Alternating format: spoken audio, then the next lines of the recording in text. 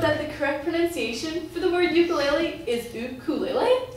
The ukulele was created many, many years ago when a Portuguese explorer came to the Honolulu port playing a small string-like instrument. Now, the Hawaiians thought that his fingers looked like jumping fleas all over the fingerboard, and so they named the instrument the jumping flea, and roughly into English, it translates to ukulele. As you have probably figured, today I'll be teaching you how to play the ukulele, including tuning, the basic instruction, how to hold it, strumming, 4 chords, and 2 fun songs. So, why would you play the ukulele in the first place? Well, playing the ukulele will improve your creativity, memory, and confidence. It's also a great instrument for somebody to learn if they don't have much patience or musical background. Now, you may be thinking to yourself, oh, the ukulele is just for kids or people who are already musically inclined. But in reality, it's for anyone who just wants to have some plain fun. Also, ukuleles are a relatively cheap instrument, costing roughly under $50. These are the main reasons why I started to learn how to play. I also play 2 other instruments, and I wanted to learn something a little more unique and creative than the other ones. So if you want to learn this cool and unique instrument, you've come to the right place. Before you even begin to play your ukulele, you need to make sure that it is in tune. You can tune it in 2 ways, either using a piano or an electric tuner. And for today's sake, we are going to use an electric tuner. So, you're going to grab your tuner and place it on the headstock of your ukulele located right here. Next, hold the power button for about 2 seconds until it turns on. When you're finished tuning, your strings will be tuned as G, C, E, and A. So to do this, we're going to pluck the first string. As you notice, there's a letter and a color. The letter states what string it is, and the color, either red, meaning that it's too loose and that you need to tighten the pig, moving it away. If it's yellow, it means that you need to loosen the pig, so you need to turn it closer to you. And if it's green, it means that it is in tune. So for the first string, G. It says G, so that's good, and it's red, so that means it is too loose and we need to tighten the pig, moving it away from us. Now it is yellow, meaning that it's too tight, so we need to loosen it, going closer to us. And now it is in tune. So the next string, C. C is too loose, so we need to tighten it, moving it farther away from us. And now C is in tune. The next string, E. E is too tight, so we need to move it away from us. And now E is in tune. And lastly, A. A is already in tune. So now our ukulele is tuned and we can begin. The construction of the ukulele is very important in producing such a beautiful sound. Most ukuleles, including mine, are made out of mahogany wood. This type of wood produces a strong and beautiful sound. Second off, it's key to have a sound hole located right here on your ukulele. The sound hole simply projects the sound from the inside to the outside of the ukulele. Now, you may have seen a ukulele that does not have a sound hole, but this is simply because it is electric, meaning that it connects to an amplifier, which then the amplifier produces the sound. Also, it's key to have nylon strings located right here on your ukulele. The nylon strings produce a soft and pleasing sound when you strum against them. In addition with the construction, it's key to have frets on your ukulele. Now, you may be thinking to yourself, what in the world are frets? Well, frets are the horizontal lines running across your ukulele, named 1, 2, 3, and so on. To play a different note on a ukulele, you press on a different fret of a different string. So, for instance, let's say I would place my finger on the 2nd fret of the 1st string. Rather, if I would place my finger on the 3rd fret of the 4th string. 2 completely different sounds. It's also important to not place your fingers on the bars, but rather the spaces between the bars.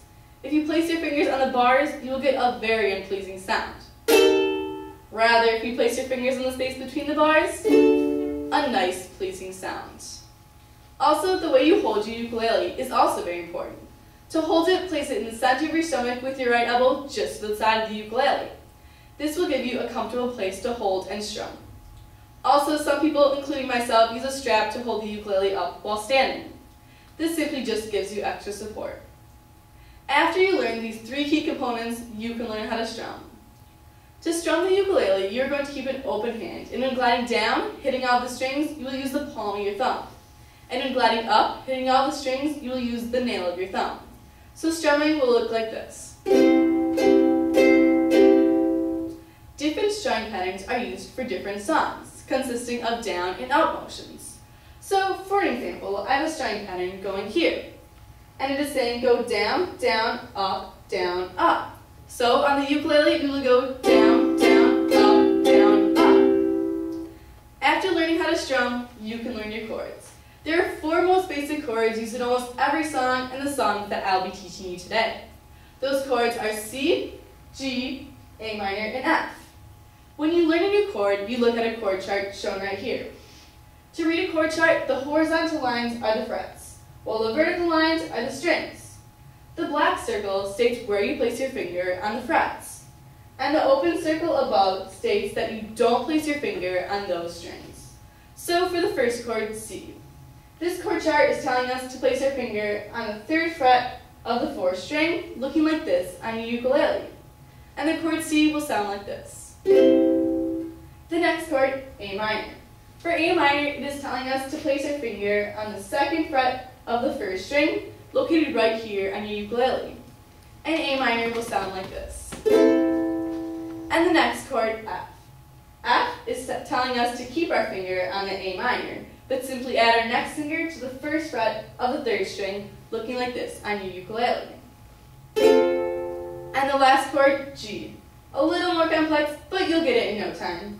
So G tells us to place our finger on the 2nd fret of the 1st string, the 3rd fret of the 3rd string, and the 4th fret of the 3rd string, looking like this on your ukulele. And chord G will sound like this. Now let's recap these chords. C, A minor, F, and G. Now what you've all been waiting for, learning some songs. The first song that I'll be teaching you today is Riptide by Vance Joy. The strumming pattern for this song will be down, down, up, down, up. And the chords are going to be A minor, G, and C in that order. The strumming pattern with the chords will sound like this.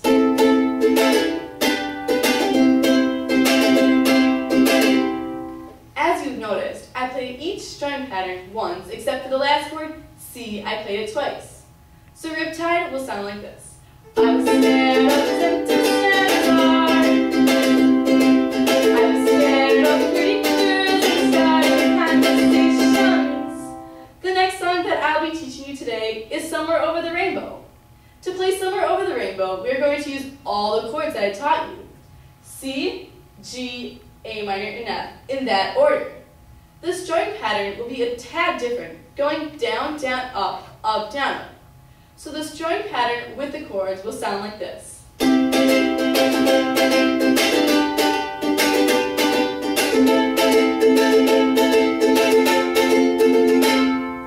As you've noticed, I played each strumming pattern twice on each chord.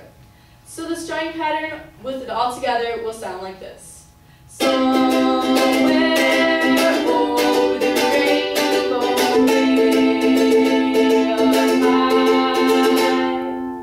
now that my demonstration is coming to an end, I hope that you learned a lot about the ukulele today.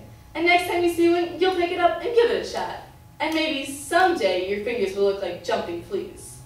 Thank you, and as they say in Hawaii, mahalo.